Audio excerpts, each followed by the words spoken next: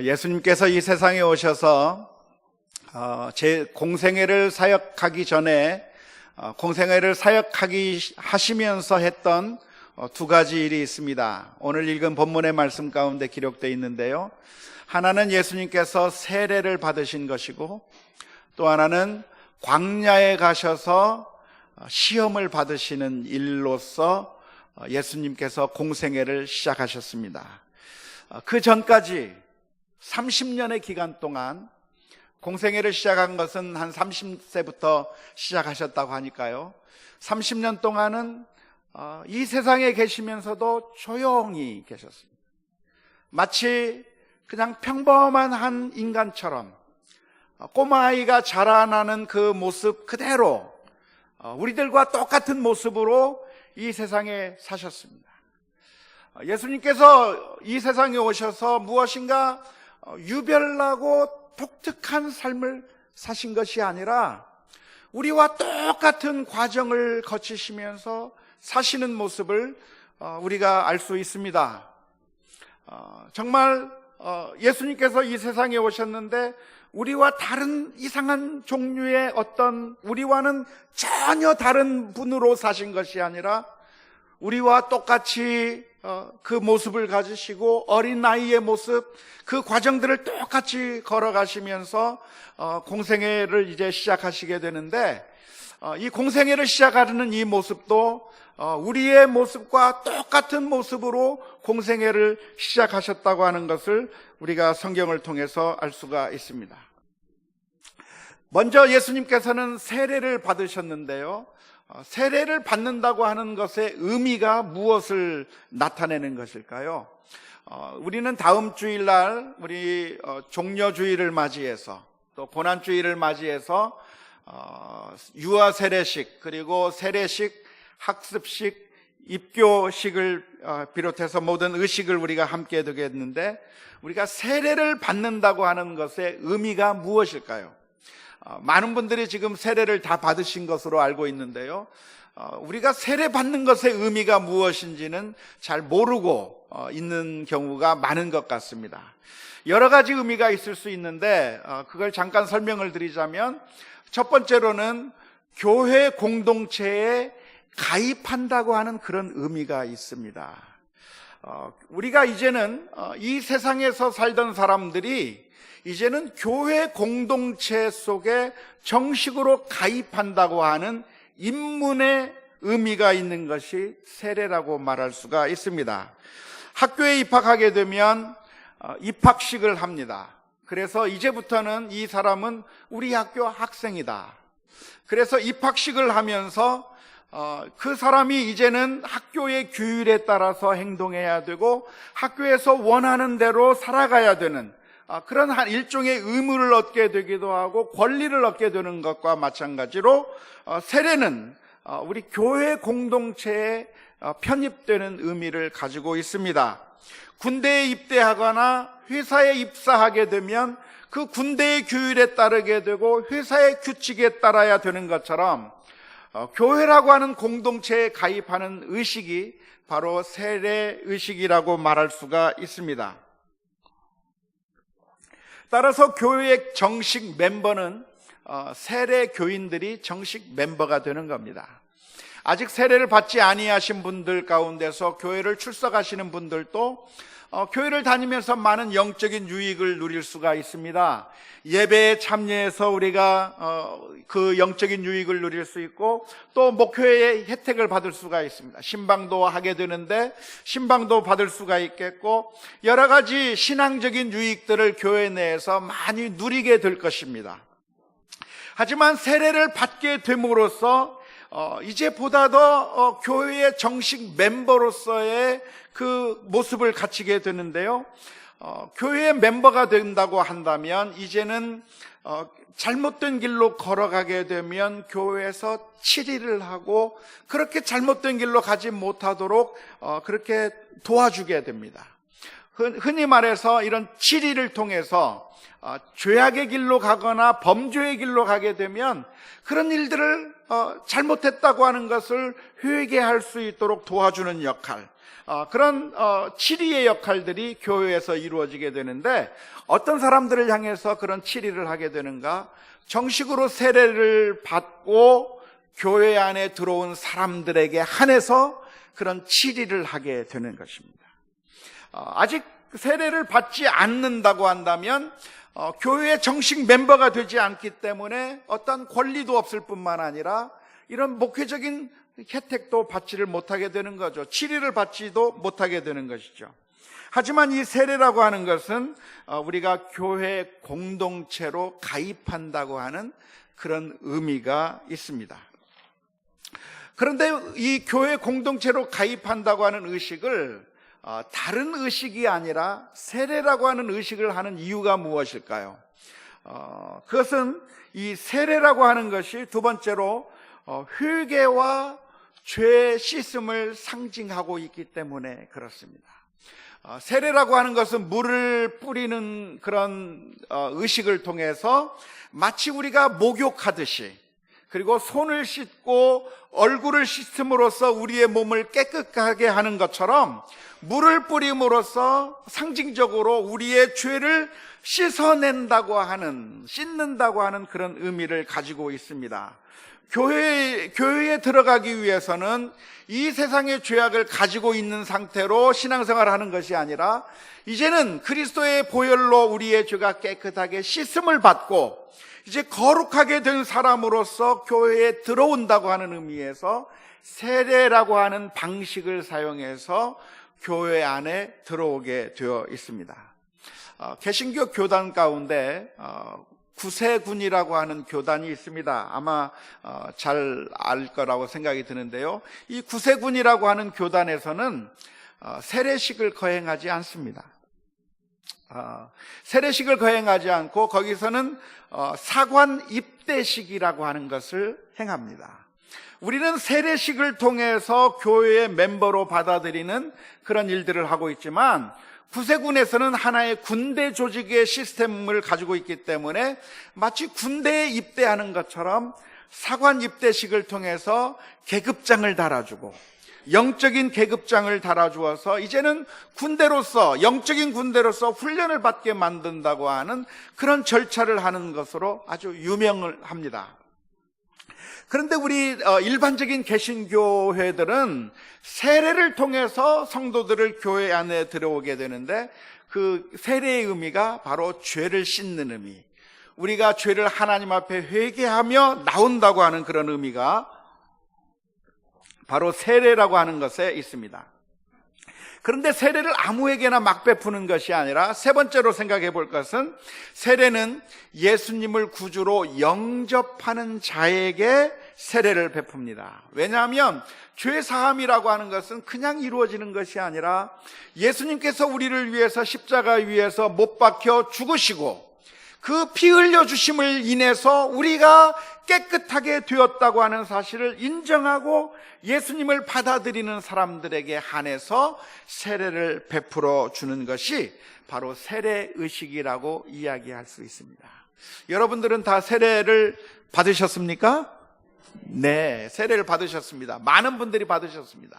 그 세례를 받은 것은 내가 예수님을 주로 영접했다고 하는 것이고 그 예수님으로 인해서 내 죄가 깨끗하게 씻음을 받았다고 하는 것이고 이제는 우리가 교회라고 하는 공동체에 가입이 되어서 이제는 교회가 훈련을 시키는 대로 잘못하면 책망하고 치리해서 이제는 회개의 길로 갈 수 있도록 하는 그런 교회의 가르침에 순복하고 교회의 규율에 따르겠다고 하는 의미에서 세례를 받는 것이라고 하는 것을 이해하시면 좋겠습니다. 그런데 교단들 가운데서는 세례를 줄 때 유아 세례를 주는 교회가 있고 유아 세례를 주지 않는 교회가 있습니다. 우리는 유아 세례를 줍니다. 하지만 어떤 교회들에서는 유아 세례식을 주지 않는데요. 예를 들자면 침례교회에서는 유아 세례식을 주지 않습니다. 유아 세례식을 주지 않는 이유가 무엇일까요? 그것은 침례교에서는 세례를 바라보는 관점이 세례라고 하는 것은 구원받은 사람들의 증거라고, 증표라고 세례를 생각하기 때문에 그렇습니다. 세례를 누구한테 주는가? 예수님을 믿고 구원받았다고 하는 것을 증명하는 표시로서 세례를 베푸는 것이라고 하는 기본적인 이해가 있기 때문에 침례교에서는 어린아이들에게 세례를 주지 않습니다. 왜냐하면 아이들은 아직 이성적인 판단을 할 수도 없고 아직 말도 할 줄 모르는 그런 어린아이들이기 때문에 이 아이들은 믿음을 가질 수도 없고 믿음을 고백할 수도 없고 또 세례를 주는 사람이 과연 이 아이가 믿음이 있는가를 판단할 수도 없기 때문에 아이들에게는 세례를 줄 수가 없다고 하는 것이 침례교에서 가지고 있는 입장입니다. 그런데 장로교에서는 유아 세례를 주지요? 예. 왜 장로교에서는 어린아이들에게도 유아 세례를 주는지 아십니까? 그 이유는 제가 조금 전에 설명한 것처럼 이 세례라고 하는 것이 교회 공동체로 받아들이는 의식이기 때문에 그렇습니다. 장로교회에서 바라보는 세례에 대한 관점은 세례가 무엇보다도 중요한 것이 교인으로 받아들이는 의식으로 받아들이기 때문에 그렇습니다. 그래서 어른들은 어떤 사람들을 교회의 멤버로 받아들일 것인가? 믿음이 없는 사람이 아니라 믿음이 있는 사람들을 교회의 구성원으로 받아들여야 되기 때문에 그 사람이 믿음이 있는가를 확인하고 회개하는가를 확인하고 그래서 그 사람에게 세례를 줍니다. 믿음의 고백이 있는가를 보면서 믿음의 고백이 있으면 그 사람에게 세례를 주어서 교회 공동체로 받아들이는 것이 세례입니다. 하지만 어린아이들은 어떻게 할 것인가? 어린아이들은 아직 말을 할 줄 모릅니다. 대개 24개월 이하의 어린아이들에게 유아 세례를 주고 있는데 그 아이들은 아직 말도 제대로 할 줄 모르고 복음을 가르쳐도 그 복음을 이해할 줄도 모르고 자신의 신앙을 입으로 고백할 수도 없고 그들이 과연 믿음이 있는지 침례자가 파악할 수도 없는 그런 아이들인데 장로교회에서는 어떻게 하는가? 그런 아이들을 교회 멤버로 받아줄 수 없다고 해버리는 것이 아니라 그런 아이들이라고 할지라도 교회 멤버로 받아주겠다고 하는 것이 장로교회의 입장입니다.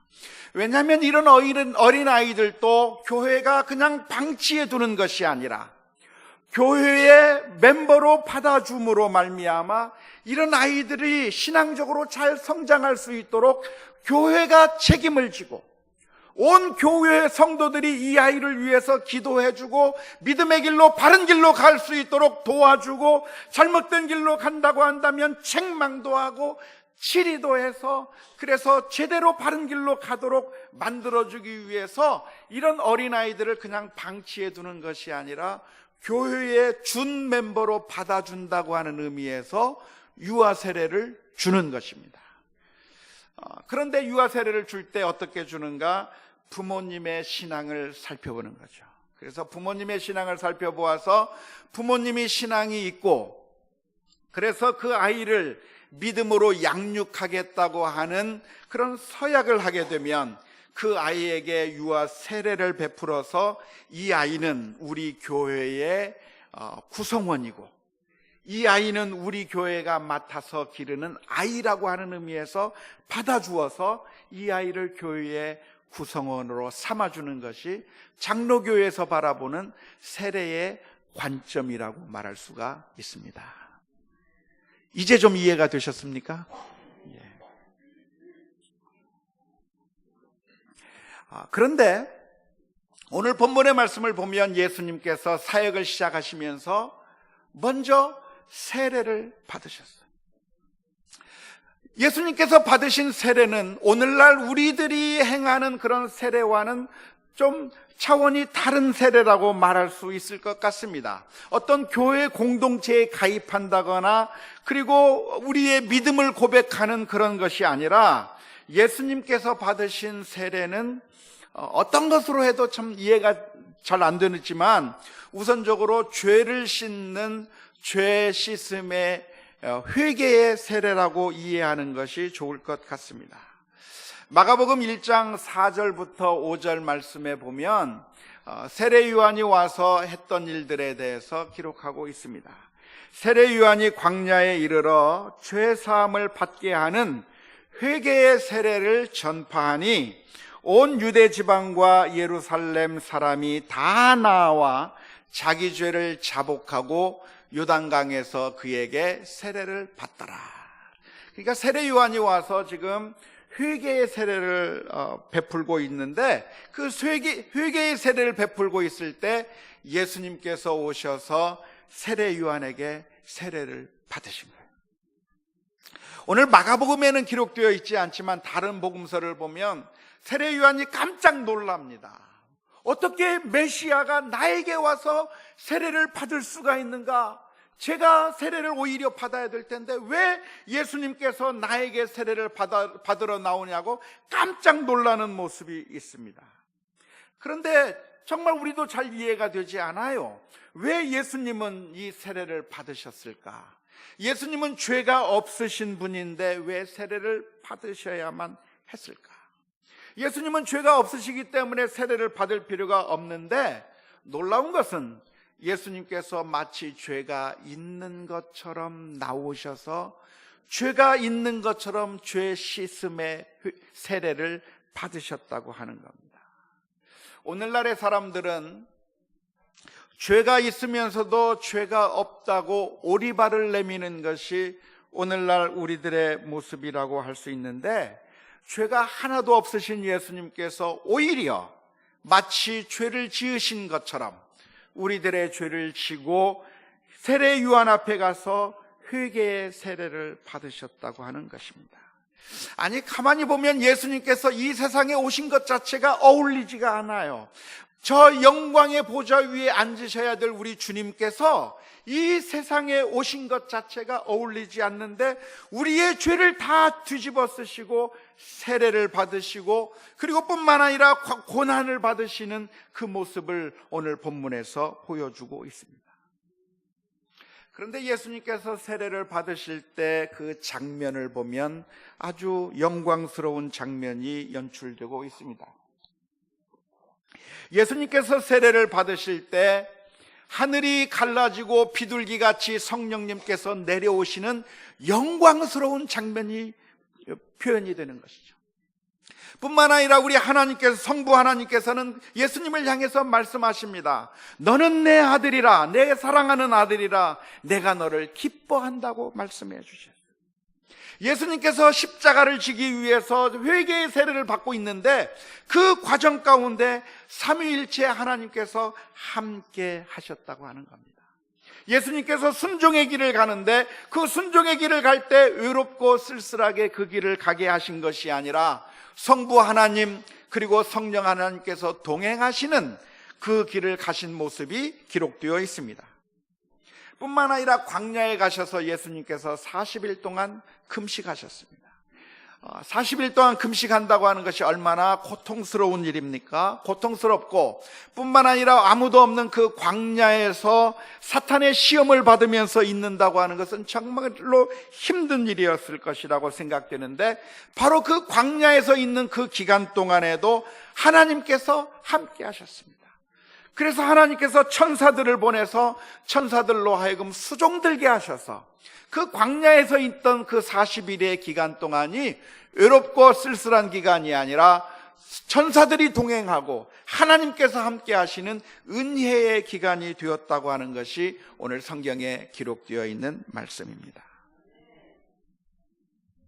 한마디로 요약한다고 하면 예수님께서 공생애를 시작하면서 그 길을 가실 때 외롭고 쓸쓸한 길을 가신 것이 아니라 주님께서 함께 하시는 길을 가셨다고 하는 사실입니다.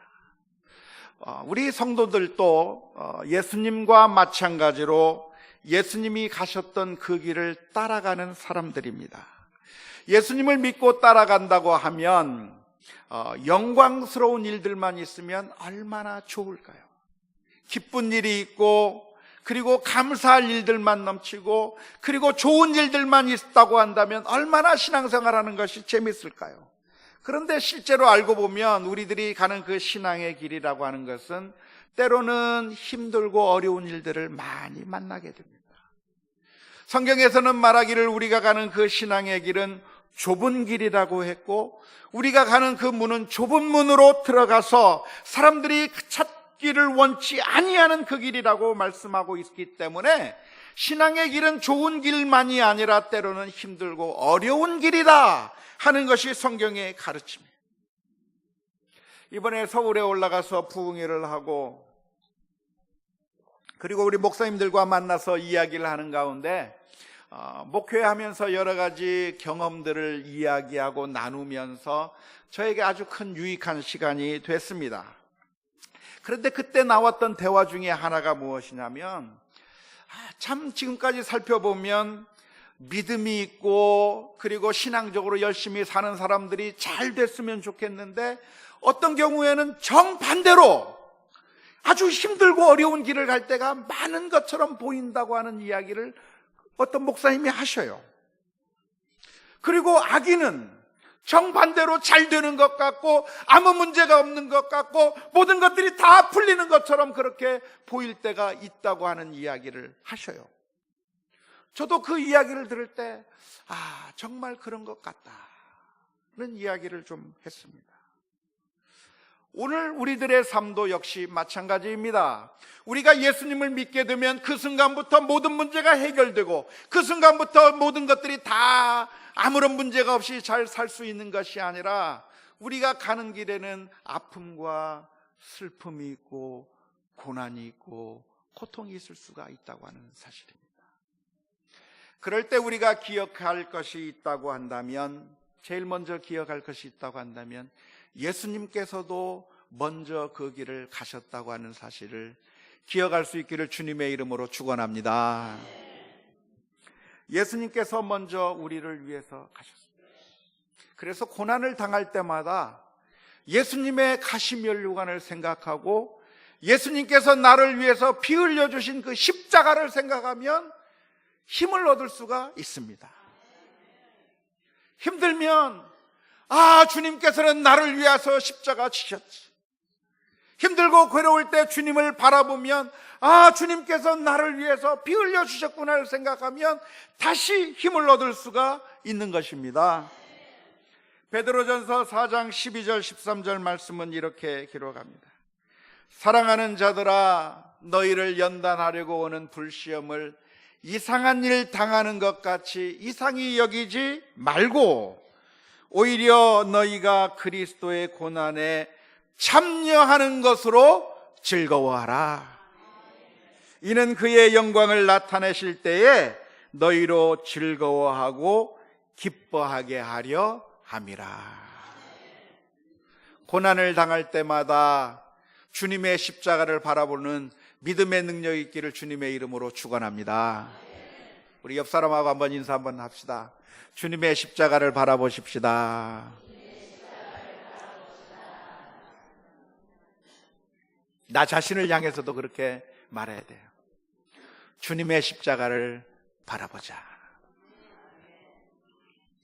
두 번째로 기억할 것이 있다고 한다면 우리가 가는 그 믿음의 길은 혼자 가는 길이 아니라 주님께서 함께 하시는 길이라고 하는 사실입니다. 예수님께서 세례를 받으시는 그때, 예수님께서 광야의 길을 가셨을 때 예수님 혼자 가라고 내버려 둔 것이 아니라 우리 성부 하나님께서 함께 가셨고 성령 하나님께서 함께 하셨어요. 그게 아버지의 마음이에요. 우리 텔레비전 프로그램 같은 거 보면 꼬마 아이들에게 심부름을 시키는 프로그램이 종종 있습니다. 우리 연예인들의 그 아들, 딸들, 그 조그만 아이들에게 심부름을 시킵니다. 그러면 그 꼬마 아이들이 심부름을 갑니다. 마트에 가서 미션을 수행하면서 무엇을 사가지고 오라고 하는 그런 심부름을 시켜주면 그 꼬마 아이가 가는데요, 그냥 혼자 가는 것 같아요. 근데 혼자 가는 것 같은데 혼자 가는 겁니까? 아니요. 텔레비전 카메라가 찍고 있는 거예요. 텔레비전 카메라가 찍고 있고 그 옆에서 부모가 마음을 졸이면서 쳐다보고 있는 거예요. 아, 저 아이가 어떡하나?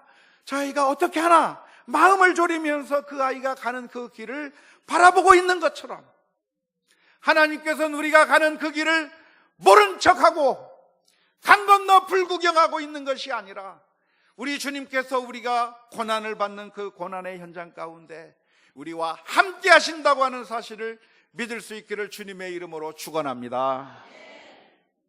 마가복음이라고 하는 이 성경 말씀은 초대교회 성도들에게 쓰여진 복음서라고 합니다.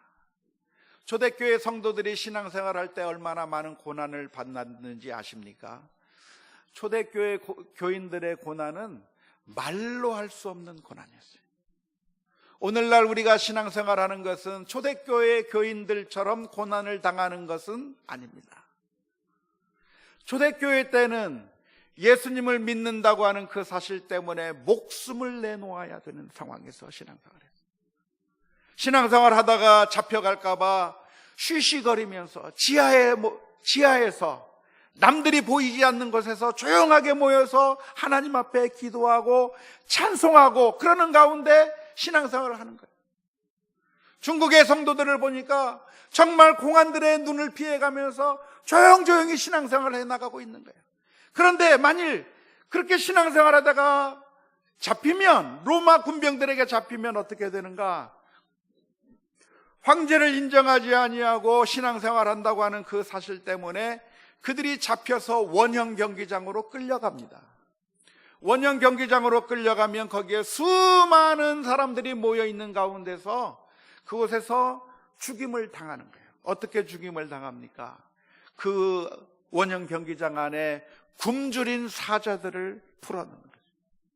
굶주린 사자들을 풀어놓으면 그 앞에 예수 믿는 사람들이 있으면 그 사자들이 달려가서 그 예수 믿는 사람들을 물어뜯고 완전히 그 사람들을 죽이는 그 모습들을 불신자들이 보면서 환호하고 쾌감을 느끼면서 소리 지르는 그 상황 가운데서 수많은 사람들 앞에서 죽임을 당해야만 하는 그런 상황 가운데서 예수님을 믿었던 사람들이 초대교회 성도들이었습니다. 신앙생활 하다가 소식이 들립니다. 아니, 김 집사님이 오늘 안 보이네요. 어제 끌려가서 죽었어요. 함께 신앙생활 하는데 아니, 오늘 박 집사님이 안 보이네요. 어제 잡혀가서 죽었어요. 그런 충격적인 소식들을 들으면서 신앙생활을 해야만 했던 성도들이 바로 초대교회 성도들이었습니다. 그 사자밥이 언제 될지 모르는 그 위험한 상황 가운데서 신앙생활을 해 나갔는데 그 성도들을 향해서 마가복음이 쓰여졌고 이 마가복음을 읽는데 이 마가복음의 말씀 가운데 보면 예수님께서 사역을 시작하시면서 광야에 가서 금식하면서 기도하시는 그 내용이 기록돼요. 그 내용이 기록되어 있는데 40일을 계시면서 사탄에게 시험을 받는 그 현장에 예수님과 함께 있었던 것이 무엇이냐면 들짐승들과 함께 있었다. 예수님께서도 들짐승들과 함께 고난을 당하면서 그 광야에서 있었구나. 그런데 그 들짐승들과 함께 광야에 있는 그 상황에 혼자 계셨던 것이 아니라 하나님께서 천사들을 보내셔서 천사들이 수종을 들더라. 이 말씀을 읽으면서 초대교회 성도들이 얼마나 큰 위안과 참 마음의 평안을 누렸을까를 생각해 봅니다. 사랑하는 성도 여러분, 우리가 신앙생활을 해 나갈 때 우리가 만나는 여러 가지 고난과 아픔들은 하나님께서 졸고 계시기 때문에 우연히 우리들에게 다가오는 것이 아니에요. 오늘 말씀해 보면 하나님께서 이 예수님을 광야로 내모십니다. 사탄에게 시험을 받게 만드십니다. 그래서 그 고난을 당하는 그 길을 당하는 것인데 그 고난을 당할 때 혼자 고난을 당하게 만드시는 것이 아니라 거기에 하나님께서 보내신 천사를 통해서 위로해 주시고 힘을 북돋워 주시는 가운데 그 40일 금식의 기간을 지냈다는 것입니다. 우리도 이러한 사실을 기억해야 합니다. 우리가 신앙생활을 해나가는 것은 아무런 고난도 슬픔도 위험도 없는 길이 아니라 사실은 많은 아픔과 고통이 있는 신앙의 길입니다. 성도와 불신자와의 차이점을 꼽으라고 한다면 고난이 있느냐 없느냐에 달려있는 것이 아니라 하나님이 함께 하시느냐 하시지 않느냐에 달려 있습니다. 시편 23편의 말씀을 보면 다윗은 여호와는 나의 목자시니 내게 부족함이 없으리라고 그렇게 고백을 합니다. 다윗은 하나님이 나의 목자시기 때문에 부족할 게 없다라고 고백하고 있는데 이 부족한 게 없다고 하는 말의 의미가 무엇입니까? 그 의미는 다윗이 가는 그 길이 전혀 고난도 없고 전혀 아픔도 없고 슬픔도 없고 평탄한 길이 그 앞에 놓여져 있다고 하는 말이 아닙니다. 실제로 다윗의 삶은 여러 가지 고난이 있었고 아픔이 있었고 원수들이 자기를 죽이려고 하는 가운데 위험한 상황 가운데 처해 있었던 것을 알게 됩니다. 그런데 다윗의 고백이 무엇이냐면 여호와는 나의 목자시니 내게 부족함이 없다고 말씀해 주셨는데 어떤 의미에서 부족함이 없다고 하는 말입니까? 4절 말씀을 보니까 이렇게 기록을 합니다. 내가 사망의 음침한 골짜기로 다닐지라도 여호와가 나의 목자시지만 편한 길로 가는 것이 아니라 때로는 사망의 음침한 골짜기로 가게 되는 그런 일이 있다는 거예요. 그러나 그런 골짜기로 간다고 할지라도 해를 당할 것을 두려워하지 않는 이유가 무엇인가? 주께서 나와 함께 하심이라. 주의 지팡이와 막대기가 나를 안위하시기 때문에 고난의 길을 가는 그 가운데 내가 혼자 가는 것이 아니고 아무도 나를 지켜보지 않는 가운데 가는 것이 아니라 하나님께서 우리를 바라보시고 함께 하시고 우리를 보호하시고 믿음의 능력으로 우리가 하나님의 은혜 가운데 걸어갈 수 있도록 만들어주시기 때문에 그 길이 부족함이 없는 길이라고 고백하는 것입니다. 하나님께서는 세례를 받으시는 예수님을 향해서 말씀하십니다. 그 세례가 무슨 세례입니까? 바로 내가 받을 세례를 너도 받을 수 있느냐고 말씀하셨던 것처럼 십자가를 예고하는 세례를 받으실 때에 하나님께서 예수님을 향해서 말씀합니다. 너는 내 사랑하는 아들이라 내가 너를 기뻐하노라. 고난 받으실 때 우리도 주님의 음성을 기억해야 될 줄로 믿습니다. 너는 내 사랑하는 아들이라 너는 내 사랑하는 딸이라 주님께서 우리들에게 말씀해 주시고 주님께서 우리를 사랑하시고 기뻐하신다고 하는 사실을 생각하면서 믿음으로 승리하는 승리의 길을 가야 될 줄로 믿습니다. 하나님은 우리를 얼마나 사랑하셨습니까? 하나님은 우리를 사랑하셨기 때문에 그 아들 예수 그리스도를 십자가에 내어주시기까지 사랑해 주셨습니다. 그리고 그 아들 예수 그리스도께서 십자가 위에서 우리를 위해서 모든 것을 내려주시기까지 우리를 사랑해 주셨다고 하는 사실을 생각하면서 믿음의 길 가운데 고난을 당한다고 할지라도 어려운 일을 당한다고 할지라도 주님 바라보면서 십자가 바라보면서 승리해 나가는 우리 모두가 다 될 수 있기를 주님의 이름으로 축원합니다.